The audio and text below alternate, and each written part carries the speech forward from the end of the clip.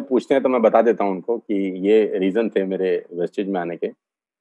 Although मैं जिस पुरानी कंपनी में था उसमें 15 साल रहा, मैं 15 इयर्स मैं उस कंपनी में था, and I respect regard to all what I have done before in the last 15 years. उस कंपनी से बहुत प्यार था, प्यार है, पहला प्यार वही है। जैसे कहते हैं ना, पहला प्यार चेंज नहीं होता, तो उसके लिए मन में जो इज्जत है वो तब भी उतनी थी और आज भी उतनी है, उसको हम गलत नहीं बोल सकते। वहां से बहुत कुछ मिला है, बहुत कुछ सीखा है हमने, है ना। लेकिन एक टाइम आता है दीपल जी, जब आपने आपको एक बोल्ड डिसीजन लेना होता है जिंदगी का, राइट।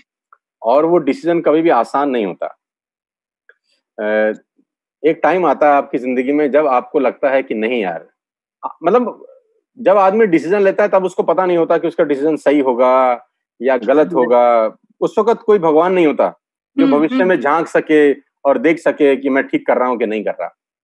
तो एक लाइफ में टाइम आता है कि जब आप कहते हैं now enough is enough, I have to take some bold decision. और उस डिसीजन के ये प्लस भी हो सकते हैं, ये माइनस भी हो सकते हैं। आप प्रयास करते हैं पहली बात तो बहुत सारी चीजें ठीक करने का।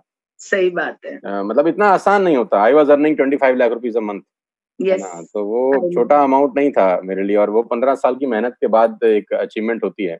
लेकिन नेटवर्क मार्केटिंग में सिर्फ आपकी बात नहीं होती, नेटवर्क मार्केटिंग में बहुत सारे और भी लोग होते हैं, जो परिवार होता है आपका।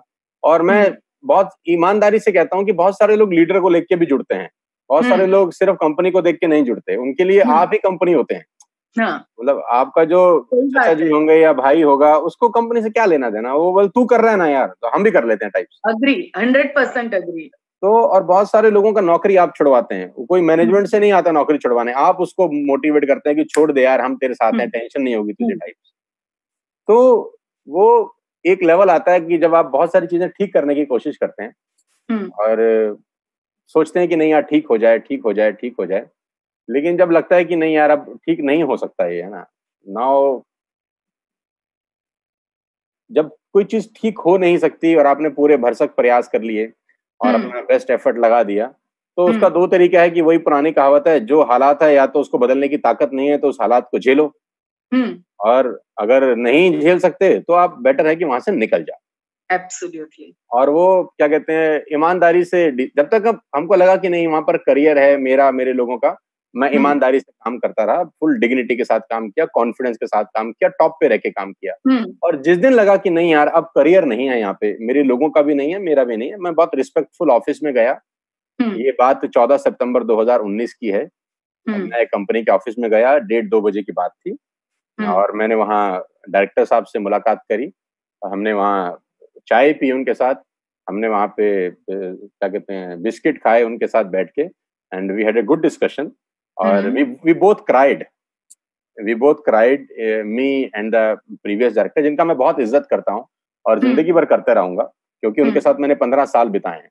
यस, वी बोथ क्राइड, और गुड नोट पे वो मुझे बाहर तक छोड़ने आए। मैंने उनको थैंक यू वेरी मच बोला कि सर अब आगे का रास्ता कहीं और का है, मुझे इजाजत दीजिए कि अब मैं यहाँ नहीं रहूंगा। उन्होंने कहा हमारे रिलेशनशिप बने रहेंगे सर, आप कभी भी इस तरफ आइएगा तो जरूर आइएगा, he is a very good person.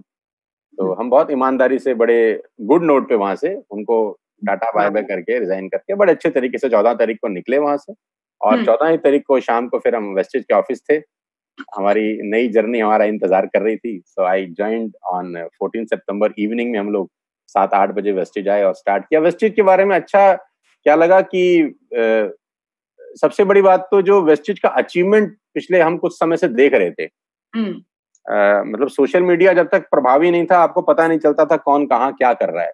सही बात। लेकिन अब सोशल मीडिया की प्रेजेंस ऐसी है कि कुछ चीजें छुप नहीं सकती। आपको परफॉर्म करना ही पड़ेगा अगर आप रेस में रहना चाहते हैं तो। मतलब विदाउट परफॉर्मेंस आप रेस में नहीं बनेंगे अब, मतलब वो टाइम चला गया कि अगर आप परफॉर्म नहीं कर रहे तब भी आप रेस में हैं।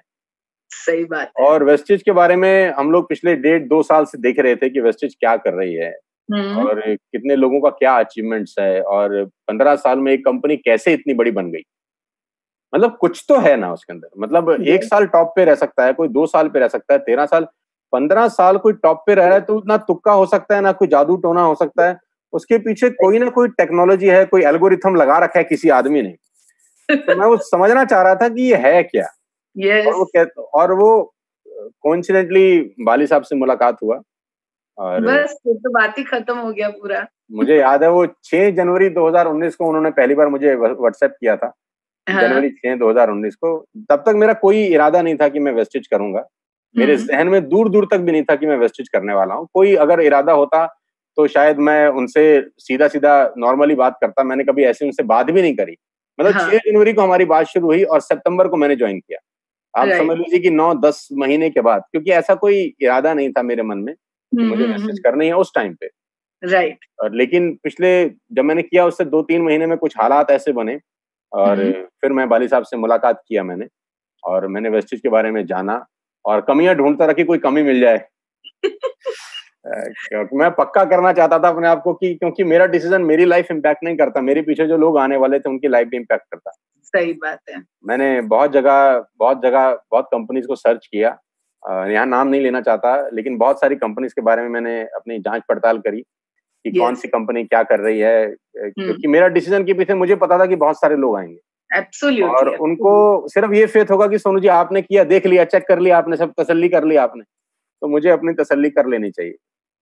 तो बाली साहब से जब मेरी 4-5 बार मुलाकात हुई मेरे ज्वाइन करने से पहले, और जब 5 बार मिला उनकी वेवलेंथ मैंने, सबसे बढ़िया बात उनमें मुझे लगी कि वो इंसान बहुत शानदार है, बहुत अच्छे इंसान है और फ्यूचरिस्टिक आदमी है, एकदम विजनरी है, बहुत विजनरी आदमी है और दिल के बहुत बड़े आदमी है। मतलब उनका दिल बहुत बड़ा है, विजनरी आदमी है और लीडर को समझने वाला आदमी वही है जो एमएलएम किया है कभी। देखो ये बहुत इंपॉर्टेंट है, जो अपने को समझ में आता है कि जो आदमी नेटवर्किंग किया नहीं है ना, वो नेटवर्कर का दर्द कभी जान ही नहीं सकता, कभी नहीं समझेगा। सही बात है आपकी। देखो बच्चे को तो आया भी बड़ी कर देती है, लेकिन माँ जो बड़ा करेगी ना उसका तरीका अलग होगा। सही बात है।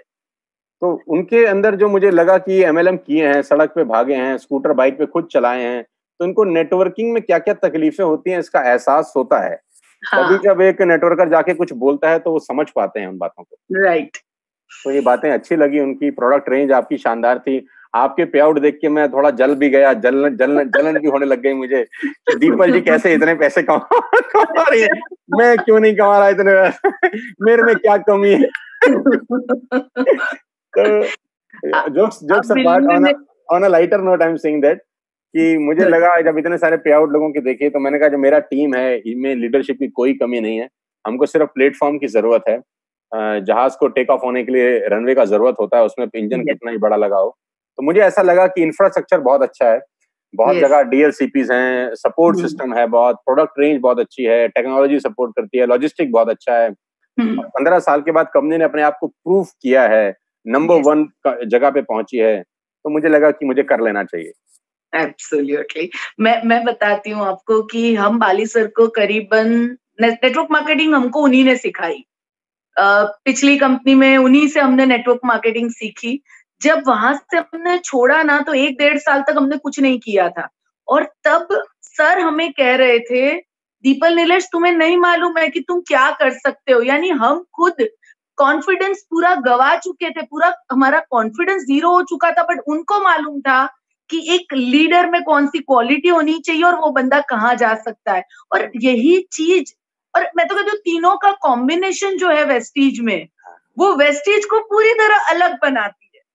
तीनों डाइवर्सिफाई हैं, तीनों का टैलेंट अलग है, क्वालिटी अलग है, एक की क्वालिटी दूसरे से मैच नहीं करती। एब्सोल्युटली।